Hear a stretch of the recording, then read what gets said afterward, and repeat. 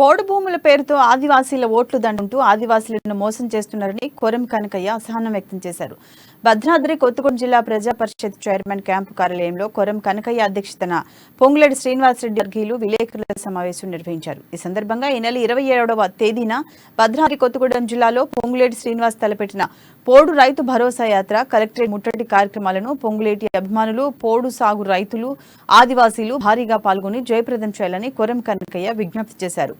ఉమ్మడి ఆంధ్రప్రదేశ్ రాష్ట్రంలో వైఎస్ రాజశేఖర రెడ్డి హయాంలో 28,602 కుటుంబాలకు 2,50,750 ఎకరాలకు పోడు పట్టాలు వచ్చాయని, ఆ తర్వాత నుంచి నేటి వరకు పోడు భూములకు పట్టాలు ఇవ్వలేదని పినపాక మాజీ ఎమ్మెల్యే పాయం వెంకటేశ్వర్లు అన్నారు. ఈ నెల 27వ తారీఖున పోడు రైతు భరోసా యాత్ర చిన్న నాయకత్వం ఏర్పడుతున్నటువంటి దానికి పెద్ద ఎత్తున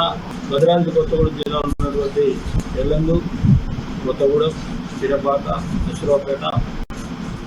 భద్రాచలం నియోజకవర్గ ప్రాంతాల నుంచి పెద్ద ఎత్తున ఆదివాసీ పోడు రైతులందరూ కూడా పాల్గొని